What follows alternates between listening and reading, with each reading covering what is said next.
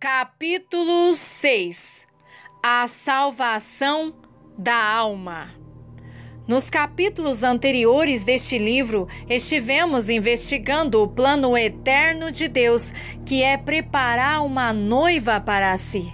Vimos que o homem foi criado à sua imagem e semelhança para, finalmente, preencher seu santo propósito.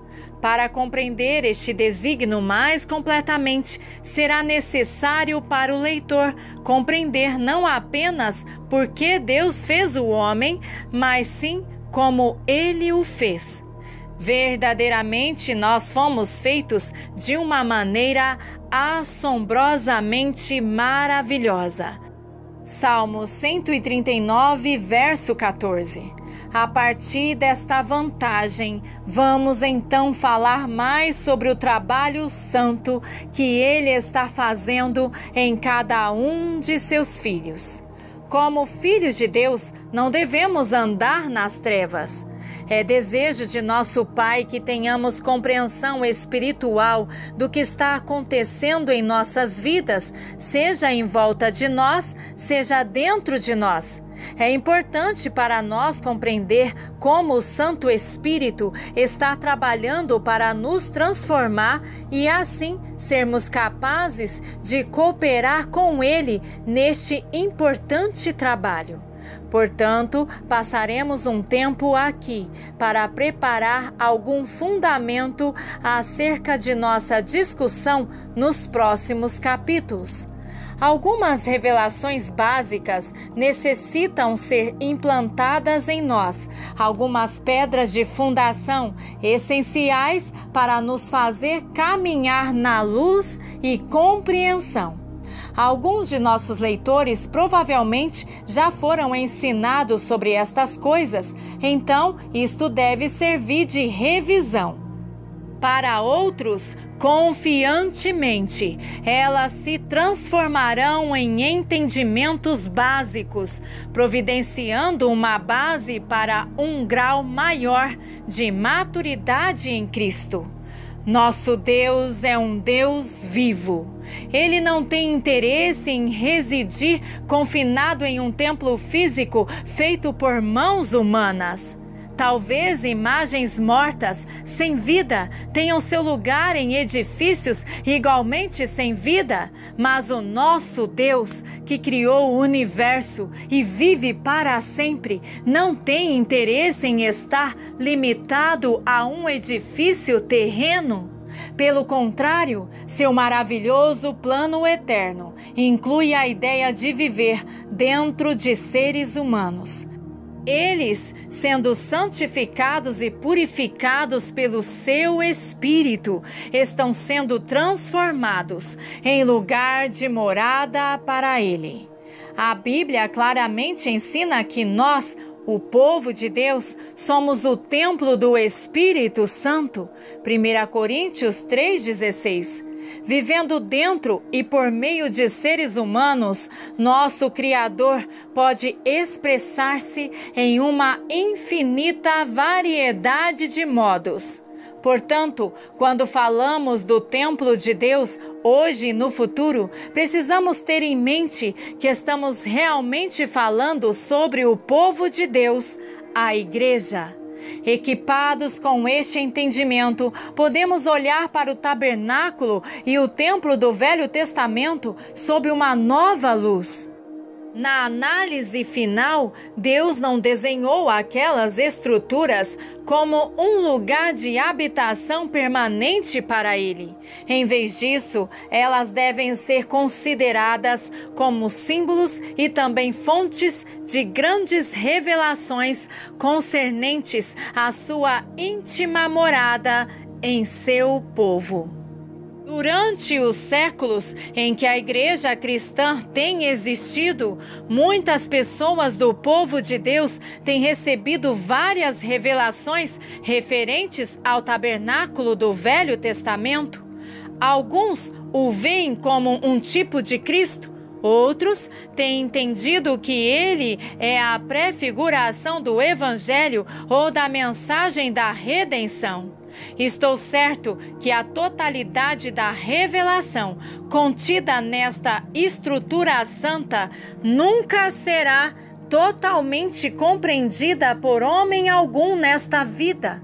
Entretanto, estou igualmente certo de que, quando Deus deu instruções para o seu tabernáculo, Ele tinha em mente sua futura morada, sua igreja. Portanto, quando examinamos esta tenda de encontros em detalhes, indubitavelmente podemos descobrir coisas sobre o homem e como Deus o fez para cumprir seus desígnios. Através do tabernáculo, podemos descobrir algo sobre nós mesmos e o como e o porquê Deus está trabalhando em nós e através de nós. Com isto em mente, quando nós olhamos para o tabernáculo que Moisés construiu, uma característica se sobressai. É que esta estrutura é composta de 3 partes: um átrio externo, o lugar santo e o Santo dos Santos.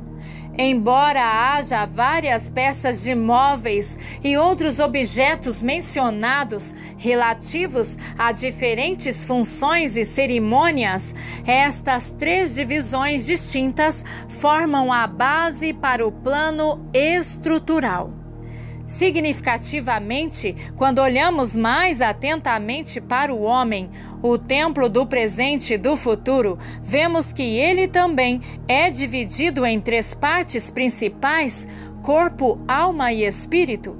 Esta verdade de que o homem é feito em 3 partes é confirmada no Novo Testamento quando lemos sobre Paulo orando assim: o mesmo Deus da paz vos santifique em tudo, e o vosso espírito, alma e corpo sejam conservados íntegros e irrepreensíveis na vinda de nosso Senhor Jesus Cristo. 1 Tessalonicenses, capítulo 5, versículo 23.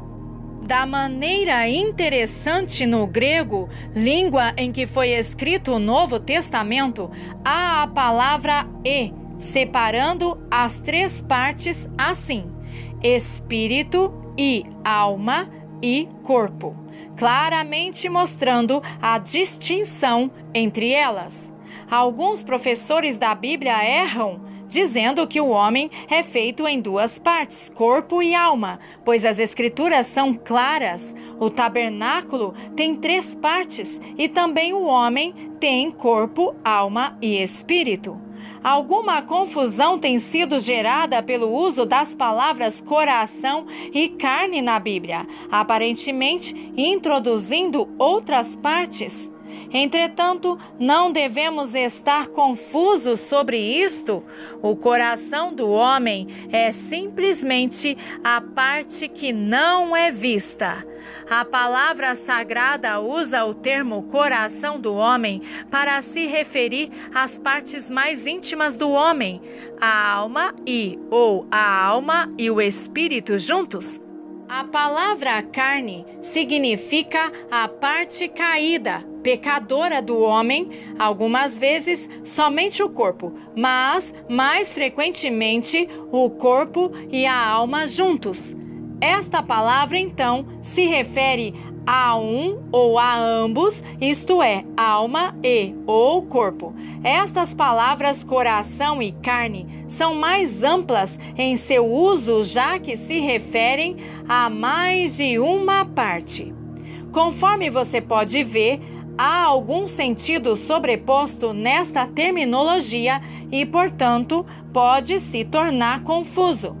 Entretanto, se pensamos no templo de Deus e em suas 3 divisões como correspondentes às 3 partes primárias do homem, em corpo, alma e espírito, então não deve haver nenhum equívoco. Subtítulo: o que quer dizer salvação? No interesse da completa clareza e verdadeira compreensão da revelação bíblica, agora precisamos gastar um pouco de tempo examinando a palavra salvação. Por favor, preste atenção cuidadosa a esta discussão. A maioria dos cristãos acredita que já sabe o que a palavra salvação significa, mas, de fato, poucos têm uma compreensão apropriada a respeito. Quase a maioria dos crentes hoje equipara a palavra salvação a ser nascido de novo. Para eles, estas palavras são sinônimos em seu significado e uso.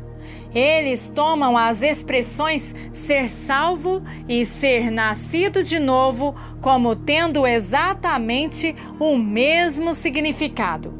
Entretanto, na Bíblia, estas palavras com frequência têm diferentes significados.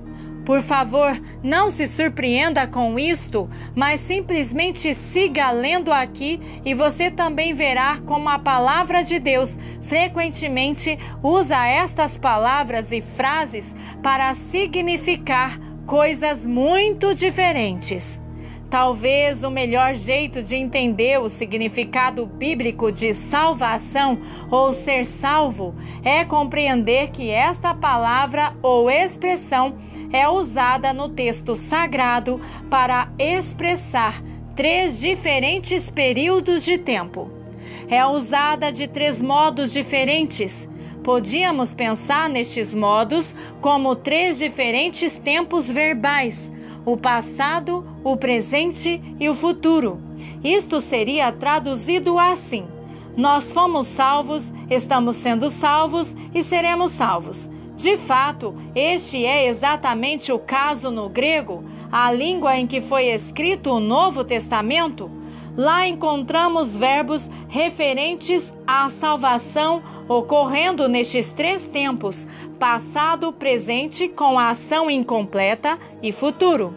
Significativamente, o modo como estes tempos verbais é usado corresponde diretamente às 3 partes do homem sobre as quais temos falado. Como todos sabemos, a humanidade caiu em pecado. Devido a esta queda, a raça humana necessita ser salva, não apenas um pouco salva, mas salva completamente em corpo, alma e espírito. Com o passar do tempo, nosso Deus está cumprindo o seu trabalho de salvação em cada parte de nosso ser. Subtítulo: Salvação do corpo. Talvez a maneira mais clara e mais fácil de começar é falar sobre a terceira ou mais visível parte de nosso ser, o nosso corpo. Quando Jesus morreu na cruz, ele comprou para todo crente uma salvação completa. Nem mesmo nosso corpo físico foi deixado de fora. Entretanto, a salvação do nosso corpo ainda não foi manifestada. É algo para o futuro. Algum dia nosso corpo mortal será glorificado. Ele será salvo. Ele será transformado para ser como o corpo glorioso e imortal de nosso Senhor ressuscitado. É a isto provavelmente que Pedro, o apóstolo, se refere quando fala de a salvação preparada para revelar-se no último tempo. 1 Pedro 1:5. Ali Pedro fala de uma salvação futura que ainda não se manifestou. Já que ser nascido de novo já foi revelado, é evidente que ele está mencionando alguma coisa além. Paulo também faz a referência à salvação futura do corpo quando diz: porque a nossa salvação está agora mais perto do que quando no princípio cremos. Romanos 13, versículo 11.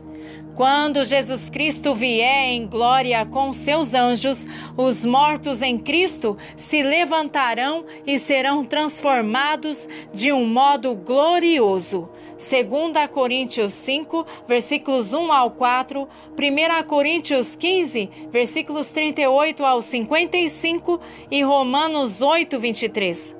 Esta é uma parte de nossa salvação. Entretanto, sua realização não acontece no passado nem no presente, mas no futuro. Subtítulo: Salvação do Espírito. A seguir vamos falar sobre a primeira parte de nosso ser, nosso espírito. Quando Deus criou o homem, soprou sobre ele o sopro ou espírito de vida.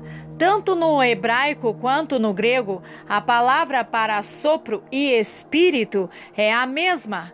Esta é a origem do espírito humano, o sopro ou espírito de Deus. Este órgão, o espírito humano, foi designado por Deus para ser o elemento principal do ser humano. É a parte que foi feita para ter comunhão com Deus e que foi destinada a ser a parte que lidera dentro de nós. No momento em que Adão e Eva pecaram contra Deus, algo dentro deles morreu. Eles não apenas começaram a morrer fisicamente, mas também tiveram algo dentro deles mudado. É impossível para nós saber exatamente o que aconteceu, mas podemos ver que, de alguma forma, seu espírito humano foi amortecido e escurecido. Sua doce comunhão com Deus foi interrompida.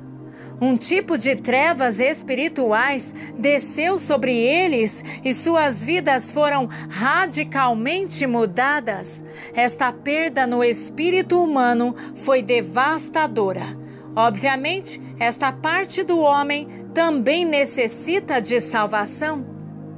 Quando um homem ou uma mulher recebe Jesus Cristo, uma salvação maravilhosa ocorre. O Espírito de Deus entra em seu espírito humano e uma união santa e eterna acontece. A Bíblia diz: aquele que se une ao Senhor é um espírito com ele. 1 Coríntios 6,17. Em outro lugar, somos ensinados que o que é nascido do Espírito, isto é, o Espírito de Deus, é Espírito, o Espírito humano. João 3,6. A união do Santo Espírito com o Espírito humano produz o novo nascimento. Somos nascidos do alto quando recebemos o Espírito de Deus em nosso espírito. Que coisa maravilhosa nos aconteceu! O Espírito de Deus entrou em nosso espírito e nos tornamos um novo tipo de criatura celestial.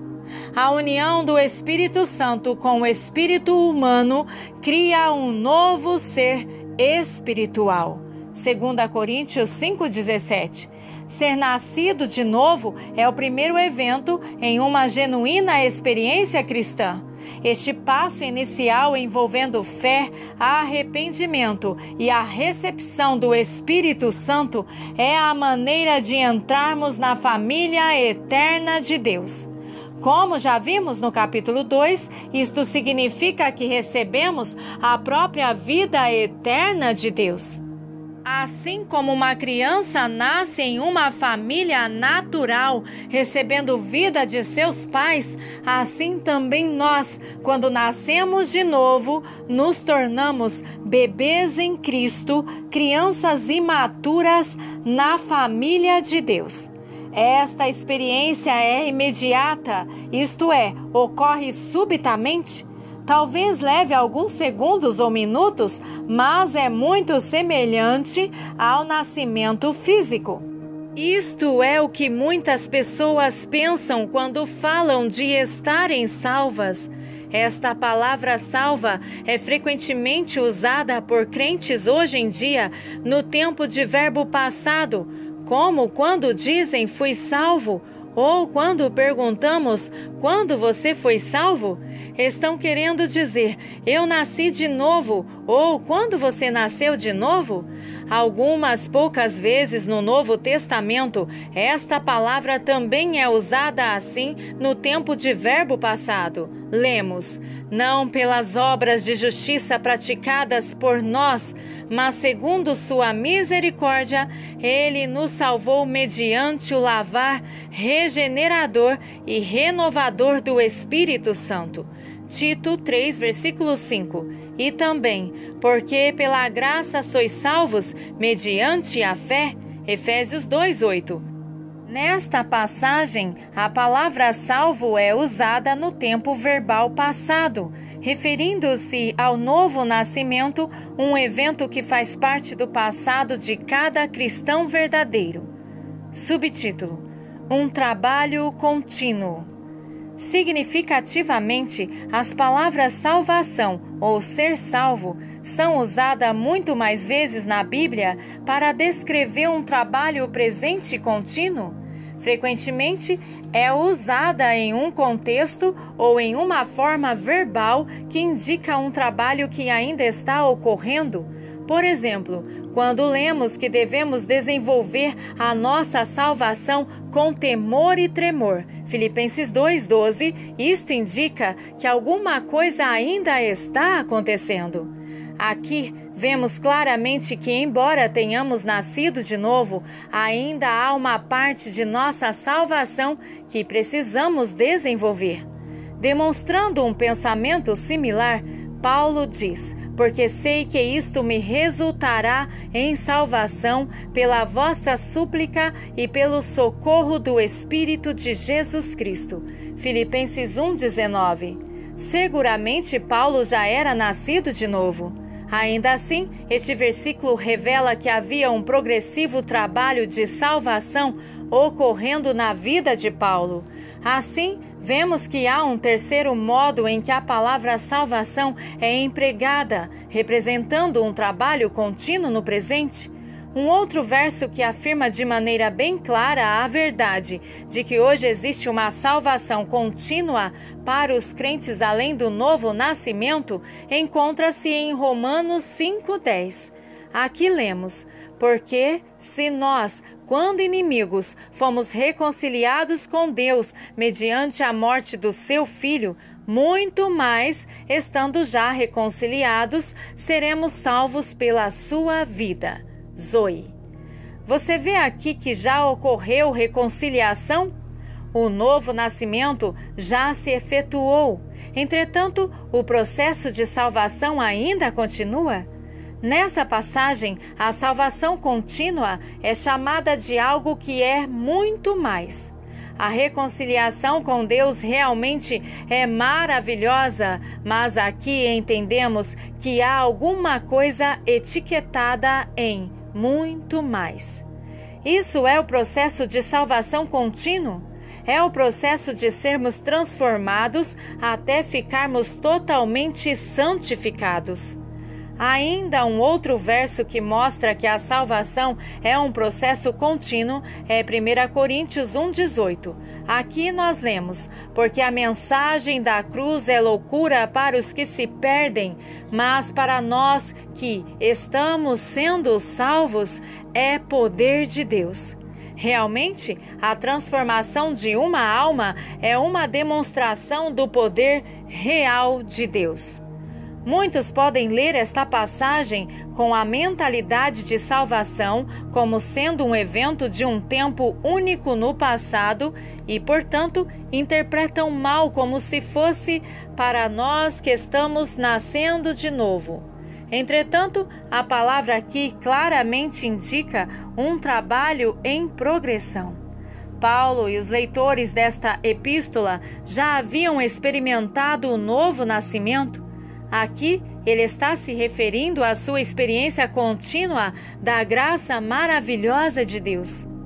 Esta verdade de que o trabalho de salvação pode ser uma coisa contínua é obscurecida na língua portuguesa pelo uso das formas verbais. De acordo com os autores da tradução concordante literal, no grego, os verbos se referindo à salvação são frequentemente usados não para indicar um ato já completo, mas uma ação que está incompleta e ainda continua.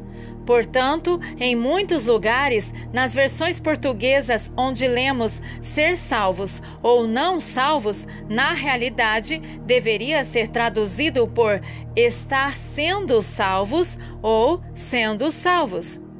Por ser Estar sendo salvos, uma expressão inadequada em português, a maioria dos tradutores da Bíblia traduziu como salvos, implicando um trabalho já acabado.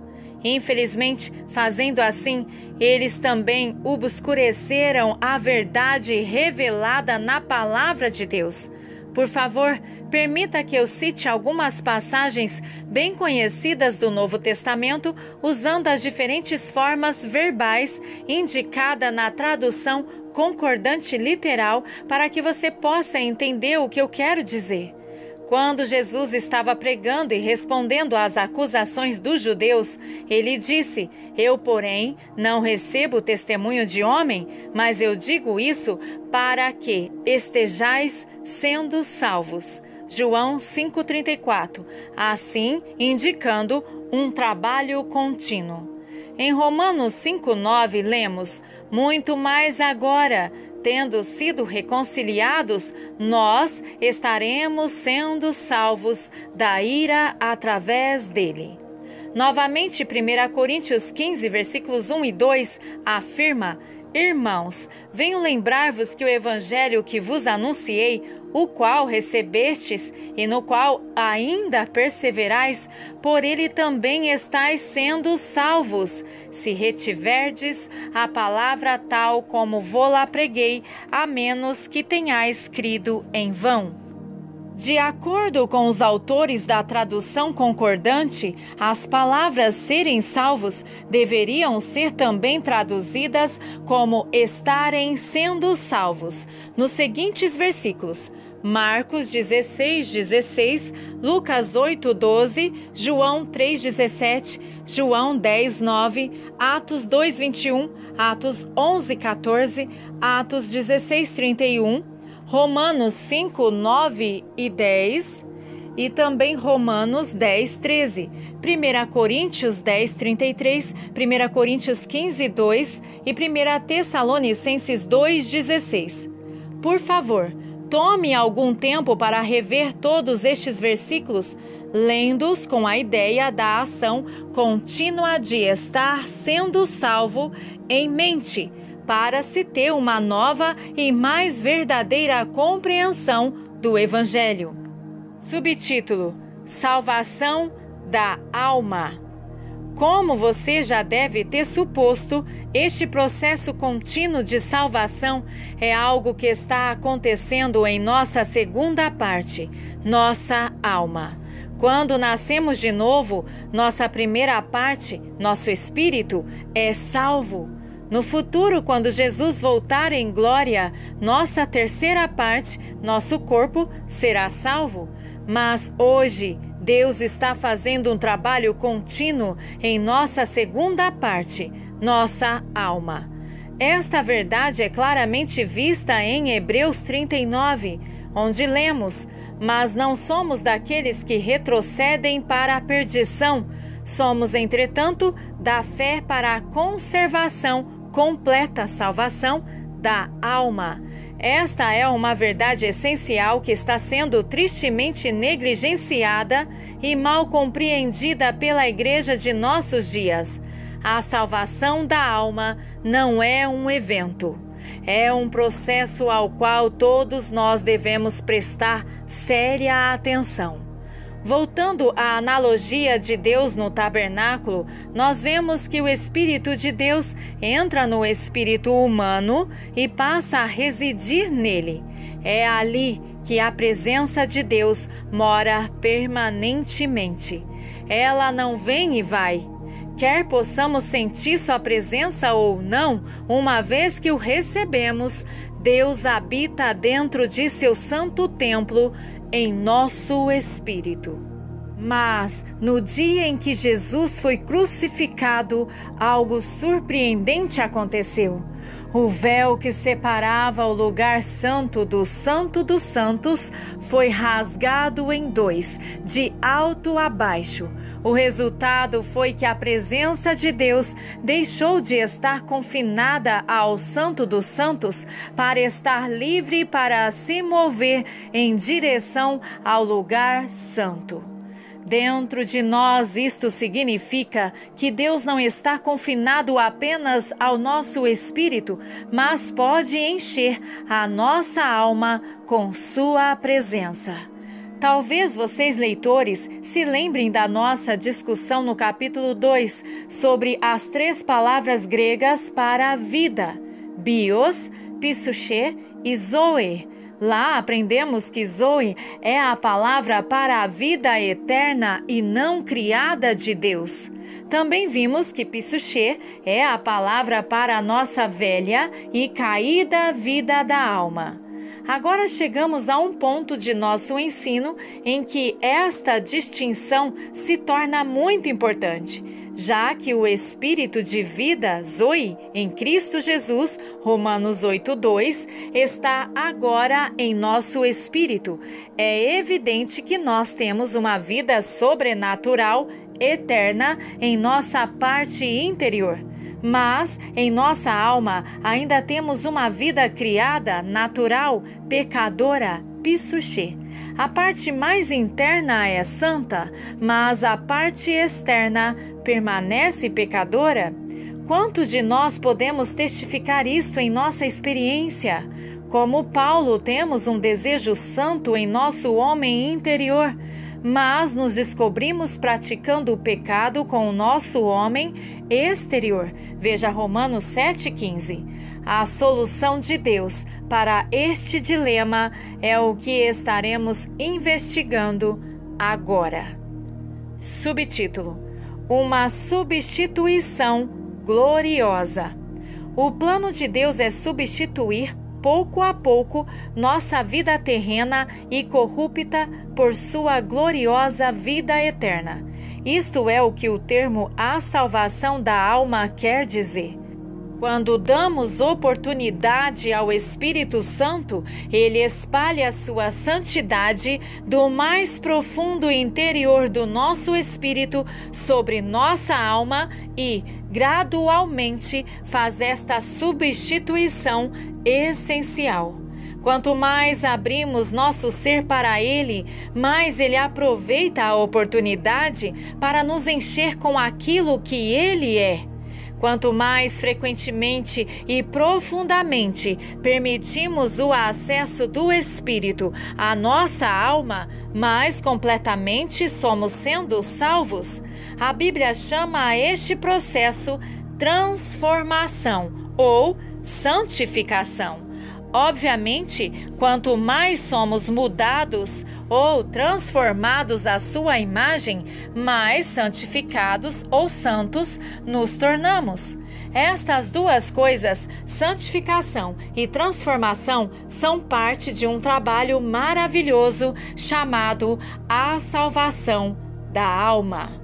Talvez uma boa analogia para isto seja a formação de madeira petrificada. A madeira, em seu estado natural, é susceptível à decadência e à deterioração e pode ser queimada, mas, em certas circunstâncias, quando um pedaço de madeira cai na água, um outro processo ocorre. Pouco a pouco, os elementos naturais da madeira são arrastados para longe e vários minerais são depositados em seu lugar. A água satura e penetra na madeira vagarosamente, removendo os elementos naturais, mas preservando a aparência externa. Neste processo, pouco a pouco, a madeira vira pedra. Disseram-me que não apenas os anéis que indicam o crescimento são preservados na madeira, que agora é pedra, mas que a estrutura celular ainda é visível em um microscópio. Assim, a madeira é transformada de algo perecível a algo imperecível ou eterno de um ponto de vista humano. Nunca mais será deteriorada e tornou-se à prova de fogo. De uma forma similar, quando permitimos que Ele faça isto, o Espírito Santo vai saturar e penetrar em cada cantinho de nossa alma. Pouco a pouco, ele vai levar para longe os elementos naturais de corrupção e decadência e substituir a nossa natureza pela sua vida e natureza eternas. Seremos santificados e purificados pela lavagem da palavra. Efésios 5:26. O resultado é que nos tornamos eternos e, como veremos mais tarde, também à prova de fogo. Deus não muda a estrutura exterior do nosso ser, apenas o conteúdo. Tornamo-nos pessoas diferentes internamente. Em vez de sermos motivados por uma vida pecaminosa da alma, nos tornamos dominados por uma vida reta e santa, a vida do Espírito. Isto não significa que nos tornaremos um tipo diferente da personalidade que tínhamos antes ou que nos tornaremos alguém que não somos. Ao contrário, descobrimos que nos tornamos aqueles que fomos realmente feitos para ser. Tornamo-nos o tipo de pessoa que se ajusta perfeitamente com nossas personalidades e capacidades. Tornamo-nos aquilo que o nosso Criador realmente pretendia. Como uma analogia, digamos que Deus não toma uma pedra verde e a transforma em vermelha. Ele pega uma pedra verde opaca e a purifica até que ela se torne transparente. Então, nossa alma, a pedra em nossa analogia, pode livremente exibir tudo o que Deus é dentro de nós, brilhando com a cor que Ele nos fez ter. Nós estaremos purificados de todos os impedimentos e seremos transparentes como a noiva de Cristo. Apocalipse 21:11. Assim, por meio de nós, Ele poderá ser visto em toda a sua glória, de um jeito especial que somente nós podemos exibi-lo. Subtítulo: Crescimento em vida. Quando Jesus encarnou aqui na terra, ele nasceu em um lugar humilde e sujo, em um estábulo e uma manjedoura. Assim também, quando nascemos de novo pela entrada da vida de Deus em nós, Jesus novamente se humilha e entra em um lugar humilde. Entretanto, ele não permaneceu muito tempo na manjedoura. Ele cresceu em sabedoria e estatura. Lucas 2:52. Ele cresceu em humanidade e maturidade e também em utilidade para o seu Pai Celeste. Da mesma forma, a vida eterna de Deus cresce dentro dos crentes que estão procurando e obedecendo ao Senhor. À medida que esta vida amadurece, eles também se tornam cada vez mais úteis a Deus.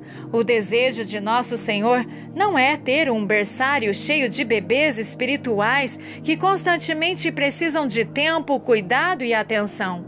Ele está procurando filhos e filhas maduros que possam ser úteis para Ele aqui na terra, para cumprir seus propósitos eternos.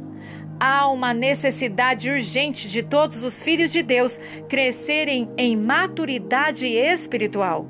Nosso testemunho ao mundo não é simplesmente com palavras, é também com atitudes e ações que expressamos. Nosso testemunho não é apenas o que dizemos, mas também aquilo que somos. O que o mundo necessita é de Jesus. Ele é a resposta às necessidades dos homens. Mas onde as pessoas irão encontrá-lo? Como os que não são salvos podem saber como Ele é? Principalmente através de como Ele é exibido por meio de seu povo. E como eles poderão saber que, na verdade, Ele pode salvá-los? Só vendo a salvação funcionando em nós. Pense comigo, se nós não estamos transformados e libertos, que direito temos de dizer para outros que Jesus realmente transforma e liberta? Se nossas atitudes, ações e até reações não refletem o caráter de Deus, que direito temos de falar aos outros que eles precisam de ser salvos? Somente vendo como Ele nos libertou de onde estávamos e nos transformou à sua semelhança. Isto requer que cresçamos na vida de Deus, de maneira que sua natureza possa ser expressa por meio de nós. Subtítulo: Crescimento leva tempo. Como todas as outras coisas vivas, o crescimento espiritual leva tempo. Assim como é no mundo físico, também é no espiritual. Não existe maturidade instantânea. Crescimento na vida toma tempo e nutrição.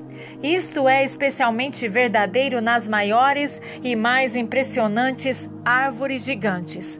Para alcançar a maturidade, elas requerem centenas de anos de crescimento. Somente os cogumelos moles e insubstanciais crescem durante a noite. Estas coisas deveriam nos instruir. Crescer espiritualmente também leva tempo e nutrição. Nunca acontecerá instantaneamente. Requer atenção para procurar, obedecer e conhecer o Senhor Jesus Cristo. 1 Pedro 2,2 diz: como crianças recém-nascidas, desejem de coração o leite espiritual puro, para que por meio dele cresçam para a salvação. Está claro que nossa salvação contínua é resultado de um processo de crescimento ajudado pela nutrição espiritual. Além disso, somos instruídos na palavra de Deus a crescer. Paulo nos induz a crescer. Lemos: mas seguindo a verdade em amor, cresçamos em tudo naquele que é a cabeça, Cristo. Efésios 4, versículo 15. Esta não é uma coisa pequena, irmãos. A plenitude de Deus nos foi oferecida. Ele não reteve nada. Ele derramou seu sangue para abrir-nos o caminho. Ele derramou seu Santo Espírito para fazer acessível a nós tudo aquilo que Ele é. Nós, pequenos e fracos seres humanos, recebemos a oportunidade de nos encher até transbordarmos com o Deus do universo. Mas estamos nos aproveitando desta oportunidade? Estamos usando o nosso tempo para buscar, bater e pedir até estarmos satisfeitos por termos recebido tudo o que é possível? Os Gálatas foram repreendidos por Paulo por sua falta de maturidade. Ele diz: meus filhos, por quem de novo sofro as dores do parto até ser Cristo formado em vós. Gálatas 4, versículo 19.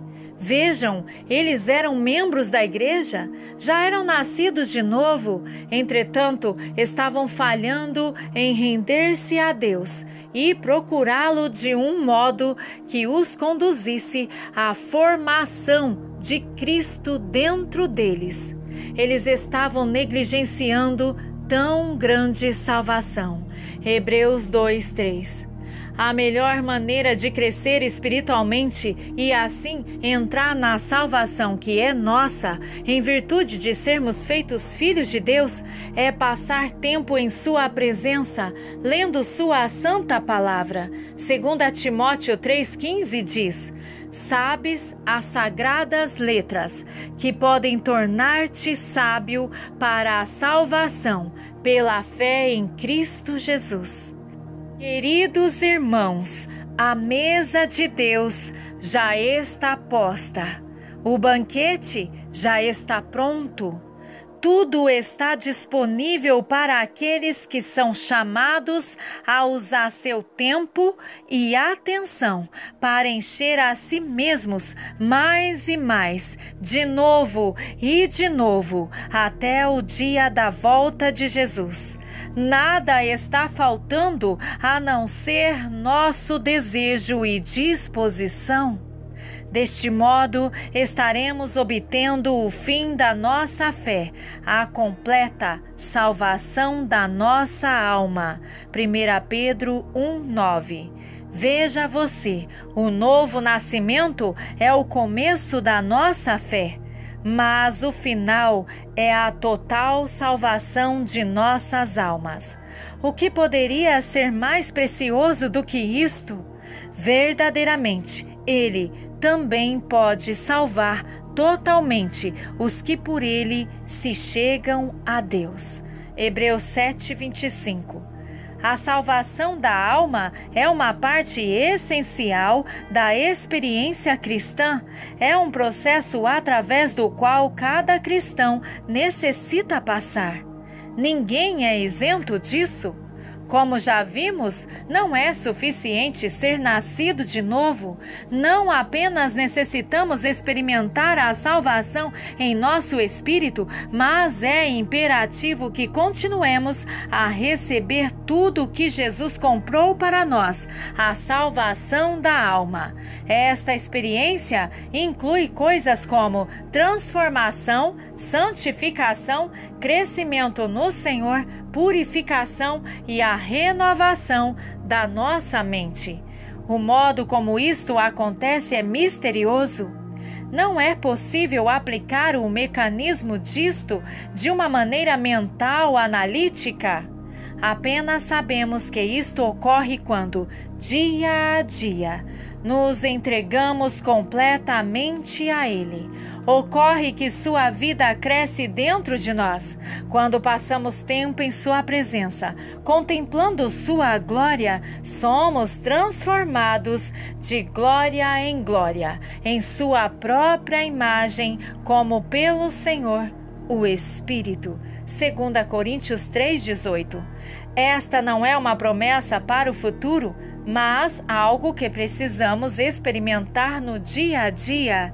Não é apenas para uns poucos místicos, mas para todos os filhos de Deus. O processo contínuo da salvação da alma é algo que devemos experimentar nesta vida. Quando Jesus voltar, não haverá uma segunda chance, não há um segundo tempo. Como vimos, não há uma salvação instantânea. Hoje nós temos uma escolha. Hoje podemos deixar de lado o pecado e tudo o que nos leva para trás e correr após Jesus. Amanhã não haverá desculpas. Eis agora o tempo sobremodo oportuno. Eis agora o dia da salvação. 2 Coríntios 6:2. Glória a Deus. Amém.